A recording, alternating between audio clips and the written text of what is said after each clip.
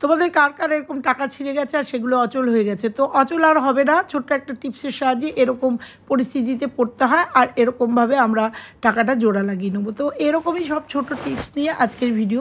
তো দেখো, বাচ্চারা টিফিন বক্সে টিফিন দিলে পরে অনেক সময় এই টিফিন বক্সে একটা আষ্টে গন্ধ থাকে, সেই গন্ধ কিন্তু আমরা সার্ফ সাবান দিয়ে ধুলেও যায় না। ছোট্ট একটা টিপস তোমাদের সঙ্গে শেয়ার করব। এই ধরনের যারা বাচ্চাদের টিফিন বক্সে টিফিন দাও বা অফিসে টিফিন দাও, সেক্ষেত্রে একটুখানি হোয়াইট ভিনিগার আর একটু খাবার সোডা দিয়ে একটা খবরের কাগজ দিয়ে জাস্ট একটুখানি রাফ করে ধুয়ে নেবে। তাহলেই তোমরা দেখতে পাবে যে এই যে প্লাস্টিকের যে টিফিন বক্সগুলো আছে, সেই টিফিন বক্সের যে আষ্টে বা একটা বাজে গন্ধ, সেই গন্ধটা কিন্তু অনায়াসে চলে গেছে। ছোট্ট একটা টিপস, নিশ্চয়ই ভালো লাগবে। আর এটা খুব প্রয়োজনীয় টিপস আজকের দিনে যারা বাচ্চাদের এই টিফিন বক্সে করে ফল টল এইভাবে টিফিন দাও। ছোট্ট একটা টিপস, ভালো লাগলে লাইক করো। চলে যাব পরের টিপসে। আমরা এরকমভাবে এই হ্যান্ড ওয়াশগুলো কিন্তু ব্যবহার করি, আর এটা টিপলেই কিন্তু অনেকটা বেরিয়ে যায়। ঘরে বাচ্চা কাচ্চা থাকে, বিশেষ করে আমার ঘরে তো বাচ্চা কাচ্চা আছে, এসে এটা পুশ করতেই অনেকটা করে এক গাদা করে বেরিয়ে যায়। ছোট্ট একটা টিপস তোমাদের সঙ্গে শেয়ার করব, আর তাতে এতে ওয়েস্টেজও হবে না আর খুব অল্প করে বেরোবে, আর এইভাবে দূরে স্প্রেড হয়ে যাবে না। গার্ডার নিয়ে নিয়েছি, আর গার্ডার নিয়ে দেখো এটা এখানে এরকমভাবে আটকে দেবো, কারণ এটা লক করা যায়। সব সময় কিন্তু ডেলি ইউজের জিনিস এভাবে লক করে রাখা যায় না। তো দেখো, প্রেস করলাম, অল্প একটুই কিন্তু বেরিয়ে গেল, আর এটা কিন্তু দূরে গিয়ে ছিটকে গিয়ে পড়লো না বা এক গাদা বেরিয়ে পড়লো না। তো দেখো, আমি হাতটা ধুয়ে আসবো, এরকম কিন্তু আমি বিভিন্ন এরকম হ্যান্ড ওয়াশগুলোতে আমি বিভিন্ন সবগুলোতেই কিন্তু এরকম গার্ডার লাগিয়ে রাখি। চলে যাব পরের টিপসে। আমরা এরকম অল আউট জ্বালাই। এই অল আউটগুলো মানে নাইট অয়েল, এই যে মশা মারার তেল, এগুলোতে কিন্তু আমাদের একটা বাজে গন্ধ, অনেকেরই মাথা যন্ত্রণা করে বা বাজে গন্ধ অনেকেরই সহ্য করতে পারে না। সেক্ষেত্রে একটা ছোট্ট টিপস, দেখো একটু কর্পূর, একটা কর্পূরের ট্যাবলেট নিয়ে নিয়েছি, আর সেটা গুঁড়ো করে এর মধ্যে দিয়ে দেবো, দিয়ে এটা চালিয়ে দেবো। আমরা জানি কর্পূরের গন্ধ আমাদের সুন্দর একটা স্মেল দেবে ঘরে, আর তাছাড়া কর্পূরের গন্ধ কিন্তু আমাদের পজিটিভ এনার্জি বহন করে। তো দেখো, এটার মধ্যে মিশিয়ে দিলাম, আর এই তেলটা আমি চালিয়ে দিলাম। ছোট্ট একটা টিপস, অ্যাপ্লাই করে দেখো, ভীষণ পজিটিভিটি আসবে। চলে যাব পরের টিপসে। দেখো, আমরা দুধ, চা এরকম করে জাল দিতে গিয়ে অনেক সময় নিজেদের বেখেয়ালে এইরকমভাবে আমাদের স্টিল বা অ্যালুমিনিয়ামের প্যানটা কিন্তু এইভাবে পুড়ে যায়। ছোট্ট একটা টিপস শেয়ার করব, ঘষা মাজা ছাড়াই কিন্তু তোমরা এটা সুন্দরভাবে পরিষ্কার করে নিতে পারো। দেখো, গ্যাসটা জ্বালিয়ে নিলাম, আর এই প্যানটা চাপিয়ে দিলাম। যেটাই তোমাদের পুড়ুক না কেন, হাঁড়ি, কড়াই বা এরকম ছোট বাটি, টিনের বাটি, আমার তো ভীষণভাবে দুধ পরে বসিয়ে দিয়ে অন্য কাজে চলে যাই, আর মনে থাকে না, এইভাবে পুড়ে যায়। তো দেখো, একটু জল দিয়ে দিলাম এর মধ্যে, আর তোমাদের ইনস্ট্যান্ট দেখিয়ে দেবো যে এইরকম পোড়া, যত পোড়াই হোক না কেন, আরামসে এগুলো আমরা তুলে নিতে পারবো। জলটা যখন গরম হয়ে আসবে তখন এর মধ্যে দিয়ে দেবো খাবার সোডা। খাবার সোডা আমরা জানি ক্লিনিংয়ের ভীষণভাবে কাজ করে। তো দেখো, আমি 1 চামচ খাবার সোডা দিয়ে দেবো, আর এখানে দিয়ে দেবো একটুখানি ভিনিগার। এখানে এই চামচেরই 2 চামচ কোনো ভিনিগার দিয়ে দেবো। একদম সহজ একটা পদ্ধতি। অনেক সময় আমরা ভীষণভাবে এরকম সমস্যায় পড়ি, আর এগুলো তুলতে খুব কষ্ট। আর এখানে একটু লিকুইড দিয়ে দেবো, মানে লিকুইড ডিশওয়াশার দিয়ে জাস্ট একটুখানি মানে নেড়ে দেবো। আর তোমরা দেখো, যেটা যখনই ফুটতে শুরু করবে আর কীভাবে এই পোড়াগুলো উঠে যাবে, তোমরা ইনস্ট্যান্ট একদম অন ক্যামেরায় তোমাদের দেখিয়ে দেবো। আর যত পোড়া কালি হোক না কেন, যেভাবেই পুড়ে যাক না কেন, এগুলো এইভাবে যদি তোমরা এই টিপসটা ফলো করো, আরামসে তোমাদের মানে বাসন থেকে এই পোড়া উঠে যাবে। তো দেখো, আমি চামচ দিয়ে নাড়াচ্ছি, আর তোমরা বুঝতে পারছো এটা ফুটছে, আর নোংরাগুলো কিন্তু মানে যেগুলো আটকে ছিল সেগুলো কিন্তু উঠে যাচ্ছে। আর আমি একটা স্টিলের চামচ দিয়ে এটা ক্রমাগত কিন্তু নাড়তে নাড়তে তোমরা দেখতে পাবে যে সম্পূর্ণ উঠে গেছে। তারপরেই তোমরা দেখতে পাবে এইরকম প্রবলেমে কিন্তু আমরা প্রচণ্ড পরিমাণে আমাদের গৃহবধূরা কিন্তু পড়ি। বিশেষ করে দুধ অনেক সময় পুড়ে যায়, আর চা তো পুড়ে গিয়ে বাটিকালি হয়েই যায়। তো এছাড়াও তোমাদের কড়াই বা অনেক সময় স্টিলের গামলা, মানে সসপ্যান, ডাল বসালে পরে নিচটা এরকম পুড়ে যায়। সেক্ষেত্রে এই টিপসটা তোমরা অ্যাপ্লাই করে দেখো, একদম ধন্বন্তর মানে উপকার পাবে। তো দেখো, এই দেখো জলটা কালো হয়ে গেছে, তোমরা বুঝতে পারছো। আমি চামচ দিয়ে সরিয়ে তোমাদের দেখানোর চেষ্টা করছি। দেখো, পুরোটা কিন্তু উঠে গেছে, মানে নিচে যে কালো পোড়াটা ছিল সেই পোড়াটা কিন্তু দেখো উঠে গেছে। তোমাদের আমি দেখানোর চেষ্টা করছি। তো দেখো, ভালো করে নেড়ে নেব। নেড়ে নেওয়ার পরে গ্যাসটাকে বন্ধ করে দেবো। বন্ধ করে দেওয়ার পরে তোমাদের দেখাবো, জাস্ট একটু ডললেই কিন্তু আমার এটা একদম নিট অ্যান্ড ক্লিন হয়ে যাবে। তো দেখো, আমি জলটা ফেলে দিলাম। দেওয়ার পরে দেখো একটা স্টিল উল, প্রথমে স্টিল উল দিয়েছি কিন্তু স্টিল উল দেওয়ার দরকার হবে না, একটা স্কচ ব্রাইট দিয়ে ডললেই কিন্তু এই পুরো পোড়া দাগটা উঠে যাবে। একদম নরম হয়ে গেছে, যেহেতু গরম আমি তাই একটা চামচ দিয়ে, গ্যাসটা কিন্তু আমার বন্ধ, একটা চামচ দিয়ে ডলে নিচ্ছি আর তারপরে তোমাদের সামনে ধুয়ে নিয়ে আসবো আর দেখাবো যে কতটা পরিষ্কার হয়েছে। তো চলো, এরকম ছোট ছোট টিপস যদি আমরা ফলো করি আমাদের সংসারের অনেক কাজ কিন্তু ইজি হয়ে যায়।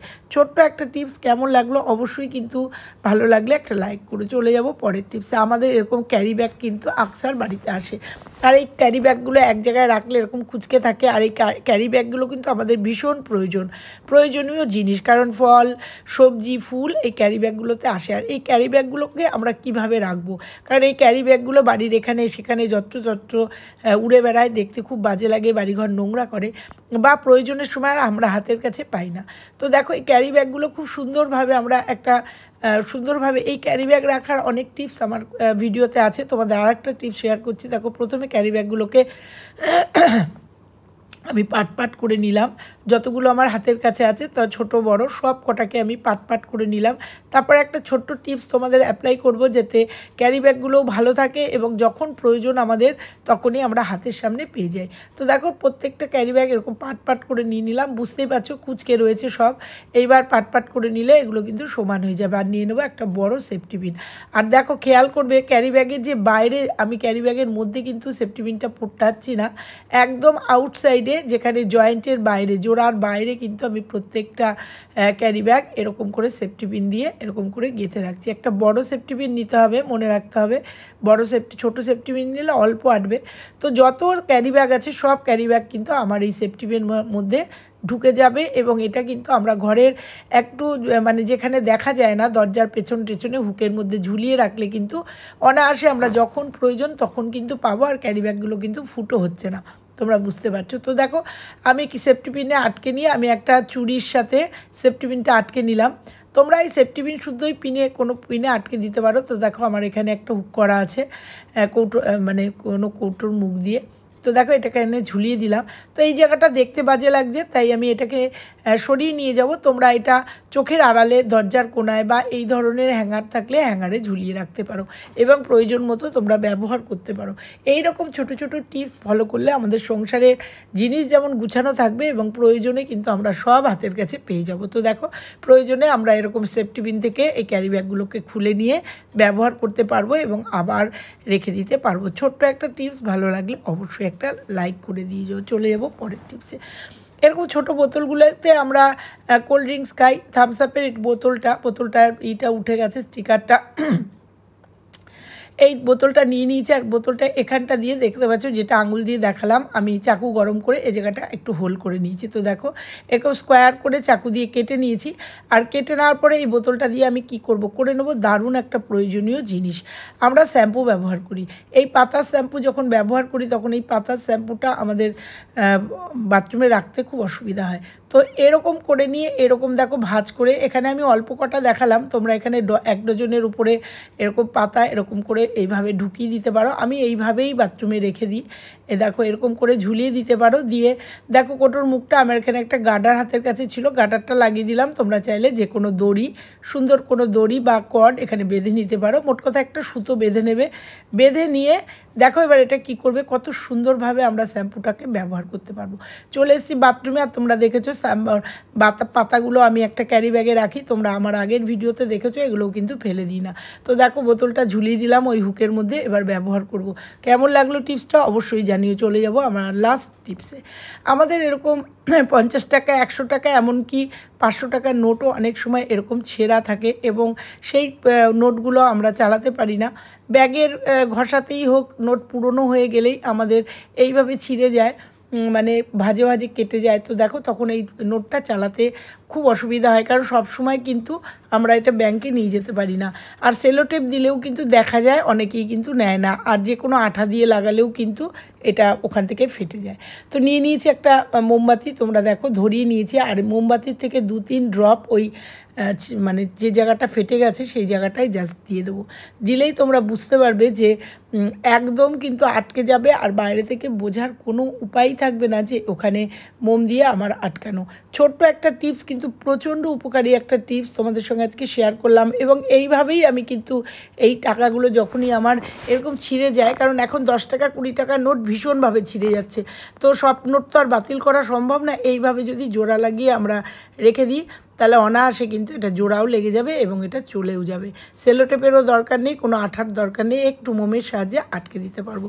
তো কেমন লাগলো আজকে আমার ভিডিওগুলো? ভালো লাগলে অবশ্যই লাইক কমেন্ট শেয়ার, চ্যানেলে নতুন হলে চ্যানেলটা সাবস্ক্রাইব করে পাশের বেল আইকনটা প্রেস করে দিও, তাতে আমার সমস্ত ভিডিও সবার আগে তোমাদের কাছে পৌঁছে যাবে।